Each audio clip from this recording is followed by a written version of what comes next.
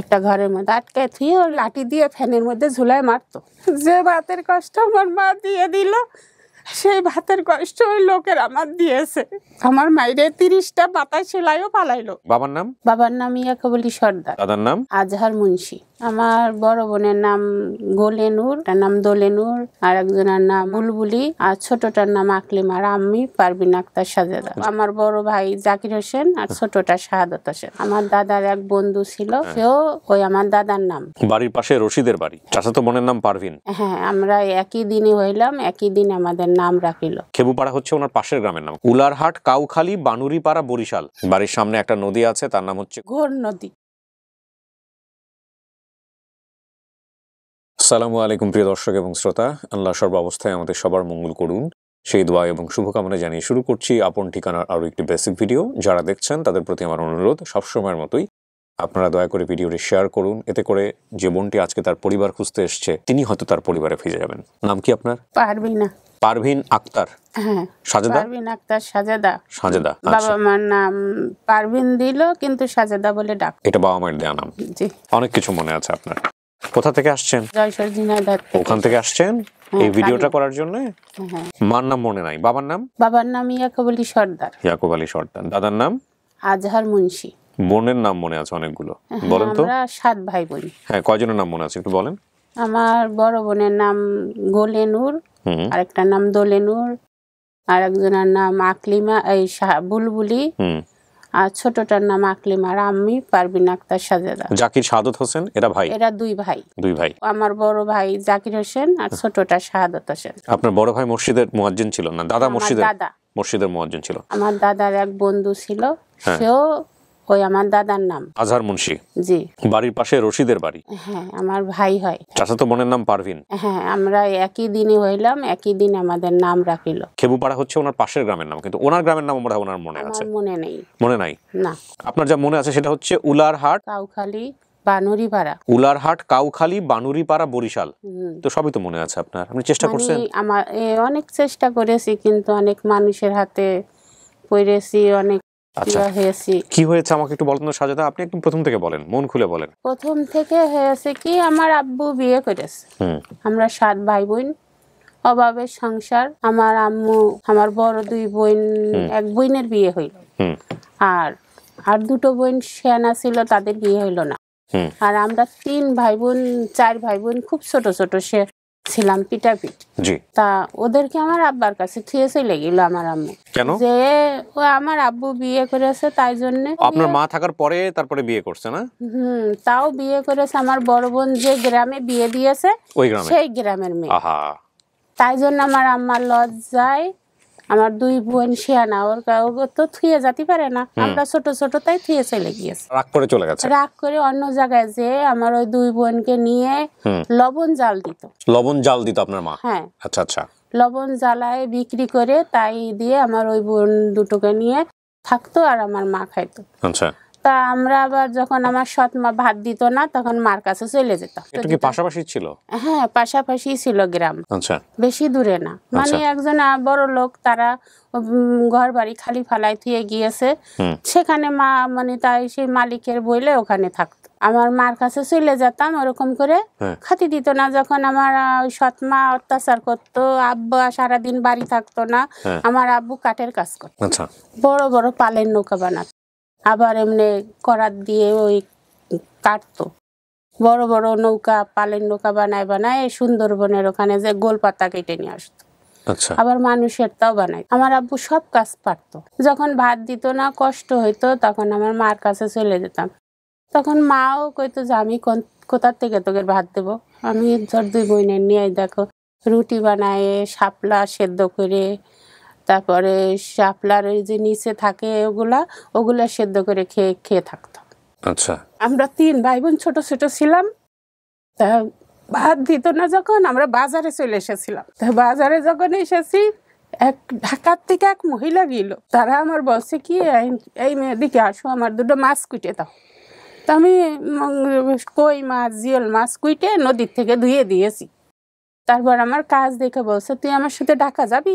আমি বলছি যে না, আমার আম্মু না বলে আমি যাব না, আমার আম্মু যদি বলে তাহলে যাব।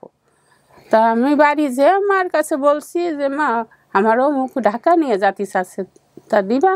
তা বলছে যে কিরকম ভাবে নেবে তোর, তুই যায় থাকতে পারবি?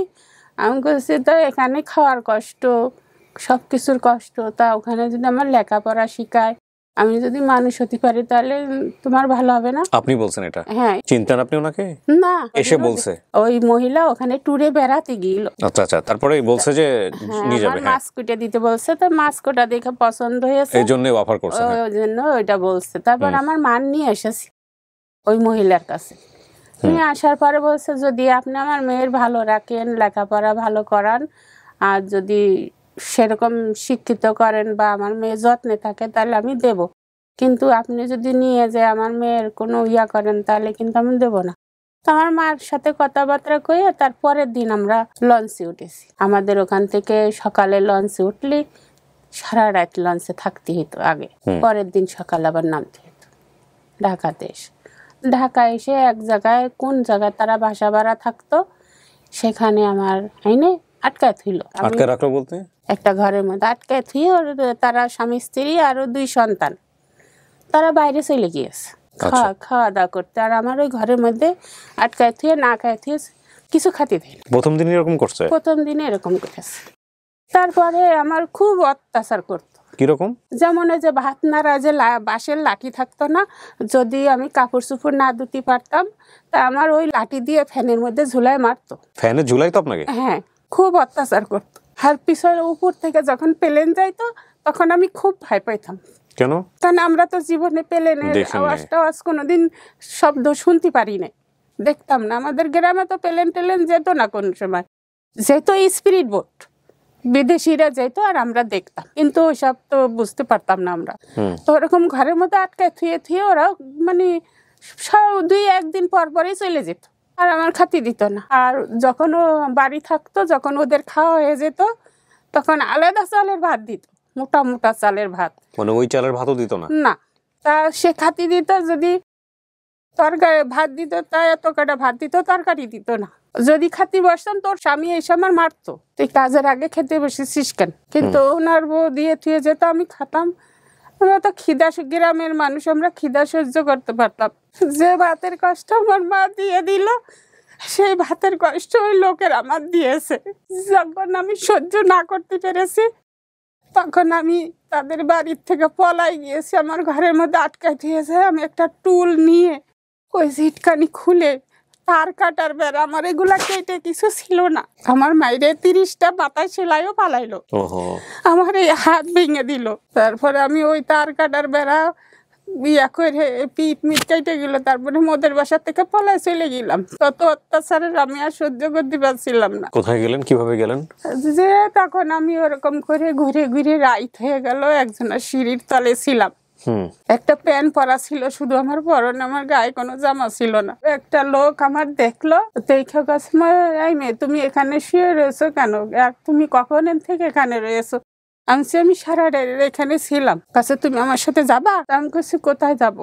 আমার বাড়ি মোহাম্মদপুর, আমি সেখানে থাকি, তুমি যাবা? তারপর আমি কাছে হ্যাঁ যাবো। আমার খাতি দেবেন? আপনি খাতি দিবেন? তাহলে আমি যাবো। তাই নিয়ে আসিল।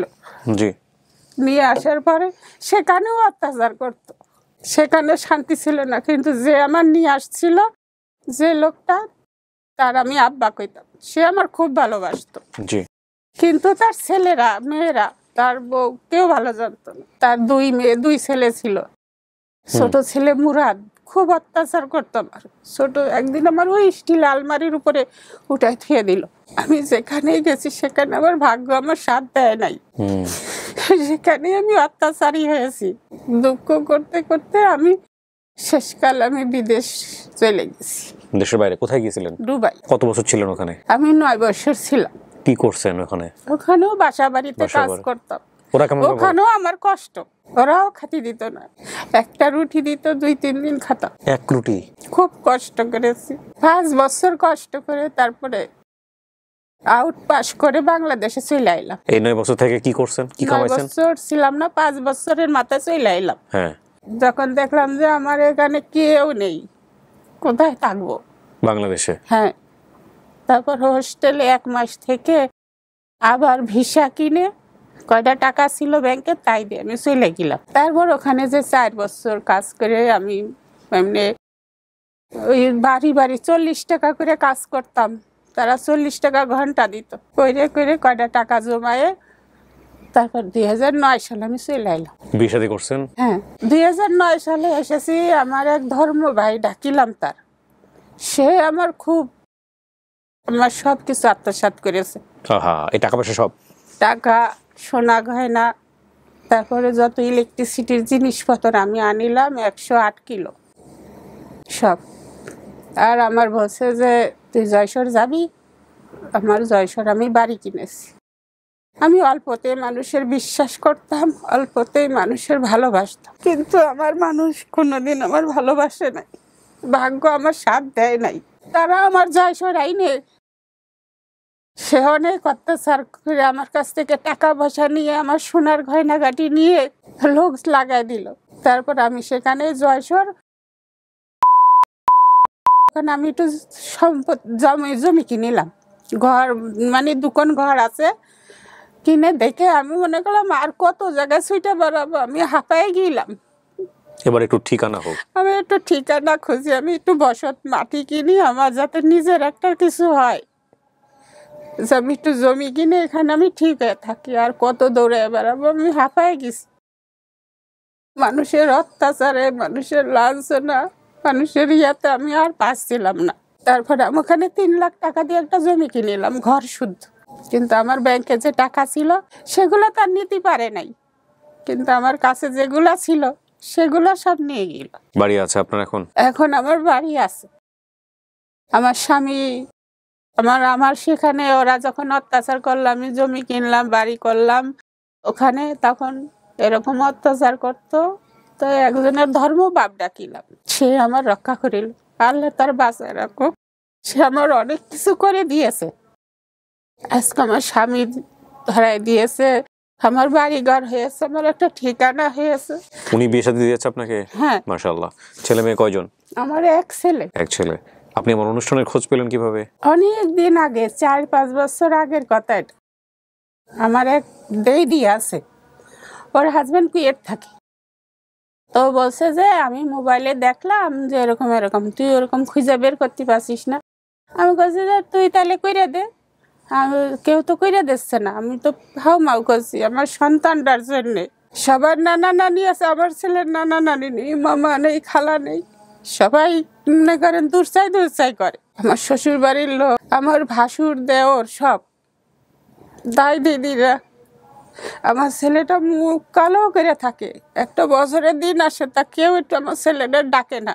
এতদিন আমার কষ্ট আমি পাথর দিয়ে রেখেছি, কিন্তু আমার সন্তানের কষ্ট আমি সহ্য করতে পারছিলাম না।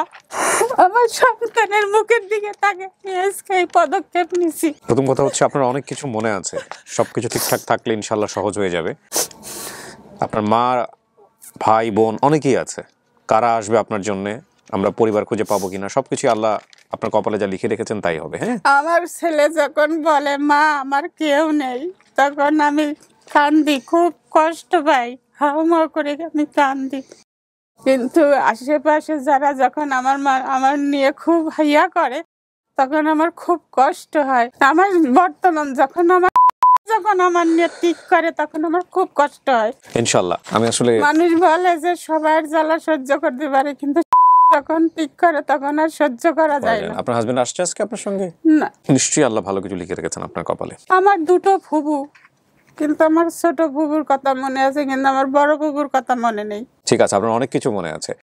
পারভিন আক্তার সাজেদা ওনার নাম, ওনার বাবার নাম ইয়াকুব আলী সর্দার, দাদার নাম আজহার মুন্সি, বড় বোনের নাম দোলে নূর, তারপরের জন গোলে নূর, তারপরের জন বুলবুলি, জাকির হোসেন, এবং ওনার নিজের নাম তো বলেছেই, আর একটা ভাই আছে শাহাদত হোসেন। সবার ছোট বোনের নাম হচ্ছে আকলিমা। বাড়ির পাশে এক ভাই ছিল যার নাম হচ্ছে রশিদ, দাদার মিতার নামও হচ্ছে দাদার নামের নাম আজহার মুন্সি, ছোট কাকার মেয়ের নাম হচ্ছে পারভিন। বাড়ির সামনে একটা নদী আছে, তার নাম হচ্ছে গৌণ নদী। গৌণ না গৌর? গৌর নদী আমার বোনের নামের নাম। বাড়ির পাশে 3টা পুকুর আছে, একটা উঠানের সামনে আর 2টা বাড়ির পাশে। বাড়ির সামনে নারিকেল গাছ আছে 5 থেকে 10টা। বাড়ি থেকে বের হয়ে ডান পাশে মেঝো কাকার বাড়ি, এগুলো ওনার তথ্য মনে আছে। বাড়ি থেকে বের হয়ে কিছুক্ষণ হাঁটার পরে বাম পাশে গোরস্থান আছে, সেই গোরস্থানে আমার চাচার কবর আছে, গোরস্থানের সামনে আমার ছোট কাকার বাড়ি আছে, দাদার কবর, ছোট কাকার এবং সেজ কাকার বাড়ি। বাড়ি থেকে বের হয়ে 1 মাইল পর্যন্ত হাঁটার পর নৌকায় করে নদী পার হয়ে আমাদের বাজারে, হ্যাঁ, ওখানকার জায়গার নাম হচ্ছে উলার, কি বলছেন, উলারহাট। পাশের গ্রামের নাম হচ্ছে খেবুপাড়া, বরিশাল। ওনার যেসব তথ্য মনে আছে সেই তথ্যের জায়গা থেকে আমাদের পরিবার খুঁজে বের করা খুব কঠিন কোনো কিছু হবে না। আর ওনার জাগতির জায়গাটা, সেটা নিয়ে আমি কোনো অ্যাজাম্পশনই করতে চাই না। আমার শুধু মনে হয়েছে একটা জিনিসই, যে আমাদের জীবনে এত কিছু থাকার পরেও আমরা হাহুতাশ করি। যাদের জন্মের পর থেকেই শুধুমাত্র দারিদ্রিক অবস্থার কারণে সারাটা জীবন ধরেই তারা বিভিন্ন রকমভাবে অত্যাচারিত হয়ে গেল, পুরো জীবনটাই শেষ হয়ে গেল, তাদের কাছে যদি আমরা নিজেদেরকে দাঁড় করাই তাহলে বুঝতে পারবেন যে সৃষ্টিকর্তা আপনাকে কতটুকু আশীর্বাদ পুষ্ট করেছেন। আর কিছুই বলার নেই। চলুন একটা ভালো সংবাদের প্রত্যাশা আমরা শেষ করি। তাওয়াক্কালতু আলাল্লাহ। আসসালামু আলাইকুম।